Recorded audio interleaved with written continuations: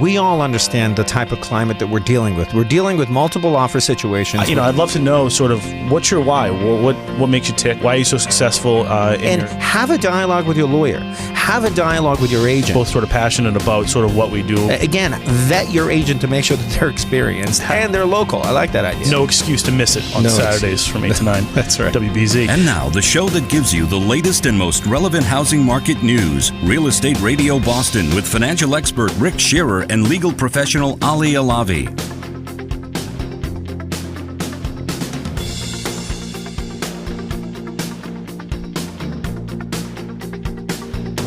Given the fact that Cape is apt to individuals that are perhaps taking advantage of a robust economy and they want to have a second home, do you think that that market is more volatile? I mean, obviously we've seen that. I mean, the history has shown us that level of volatility. It definitely is, because you're dealing with, especially in the luxury market, you're dealing with sellers that don't have to sell and buyers that don't have to buy.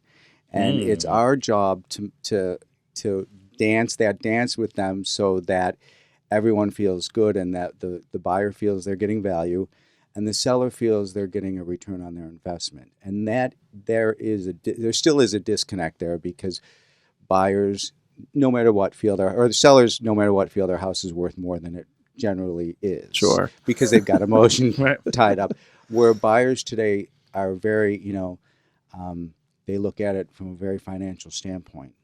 And they want to make sure the numbers work, and that if they buy something and the world comes to an end the next day, they want to at least feel they're going to come out of it whole. Now, you've talked before we started that you've had a couple of pretty big closings that you've taken place. You've been part of the last couple of months.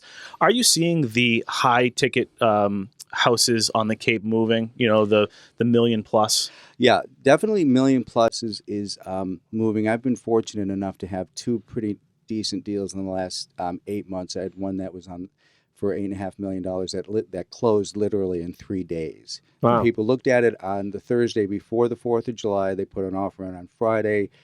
It closed the following Thursday before the 4th of July. And they had a party on Saturday. And I just had one that I worked on, and I've worked on it for 3 years. This particular client started in the $2 million range. They bought something for $8.5 million, but it was a 3-year process, because this buyer was very particular and wanted to make sure he was going to get the right property. And so it's a longer buy, it's a longer process. And we're starting to see those properties move, because prices have definitely leveled off, and so there's some real value out there now. And there's real value there's not a lot of inventory in the $3 to $5 million range. So that's where we're seeing some real pent-up demand. You hear that? $3 to $5 million pent up demand on the Cape, guys. So if you're listening to us down the Cape and you own in that marketplace, you got to call Tony Guthrie. Yeah. So there is, Tony. Is there? Are you seeing sort of a flow back from the Cape back into the city?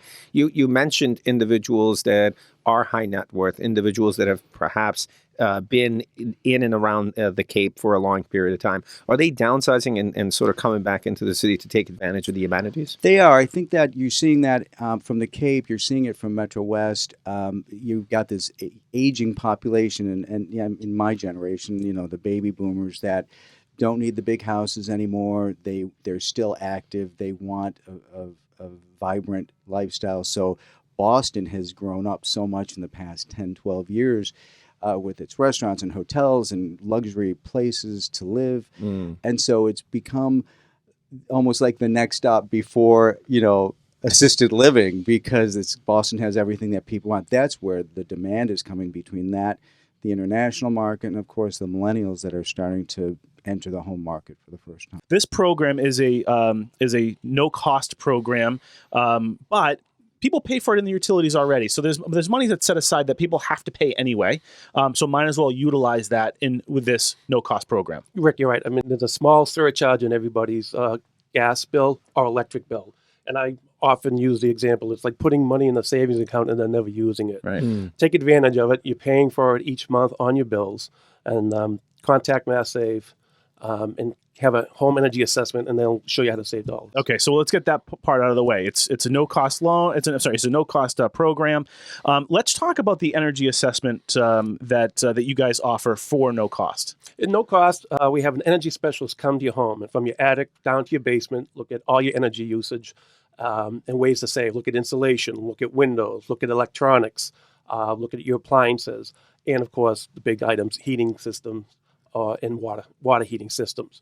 And then you get your own specific specialized report at the end of the time of the assessment, where recommendations will be made for you to show you going forward how to save dollars on your energy use, and also what rebates and incentive dollars would be available for you to offset any type of out-of-pocket expenses. You know, both Rick and I had the pleasure of going through this program of energy assessment, and we both ended up incorporating most, if not all, the recommendations that were made to us.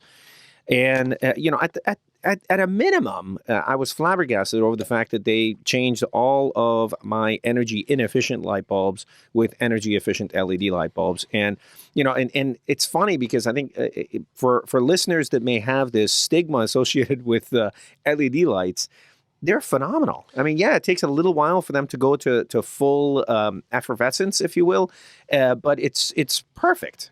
And it saves us tons of money. Yeah, the form of bulbs we used to use, compact fluorescent light CFLs, people know them as, they were the ones that took a little bit longer. The LEDs now, the newer ones that we're putting in people's homes, they're instant lights right away. Oh, wow. And there's no cost for installing those. We will replace as many as the home needs. Also, they'll put...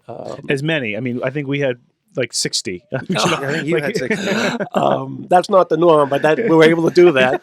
Faucet aerators, water-saving devices, shower heads, also power cords, advanced power strips, if you will, for your electronics. So there's a number of items. Thermostats, I think. Programmable thermostats as well. So there's a number of items that get installed during that assessment at no cost that can help the homeowner start saving immediately. And when he says no cost, look, literally the guy didn't have his hand out. Like, I wanted to tip him. I mean, it was like he was there for a couple hours doing all that stuff, and it's bizarre. I mean, people hear this stuff, and and it's interesting because during my closings, I specifically highlight the value of Mass Save and really work through all the various benefits. And I don't know all of them. It's amazing how much incentives and how many benefits there are to a homeowner.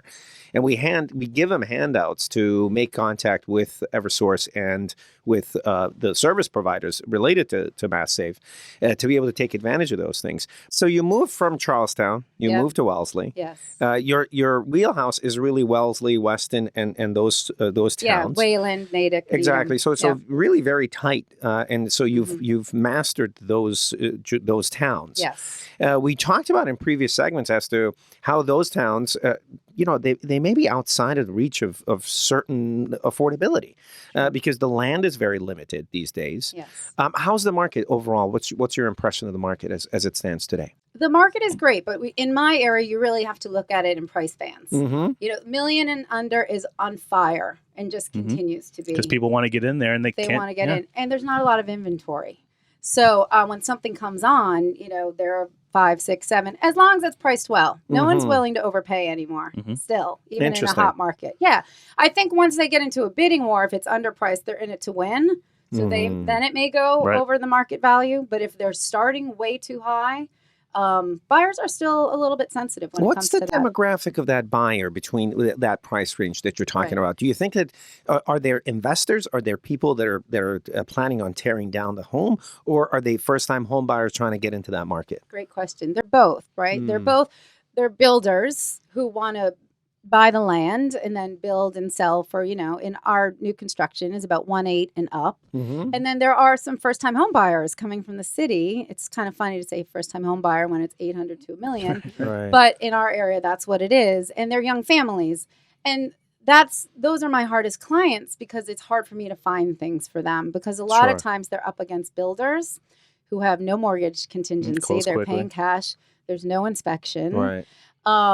And so, they get bid out. So the builders may even buy it for less than what they bid on, but people would rather not take the risk with all the contingencies. Sure. So it's hard. Right. Now, of these, of the buyers that are planning on moving into that price range, do you see them? They're already existing renters in the city of Boston, or are they owning units in the city of Boston that are planning on selling and moving to Wellesley?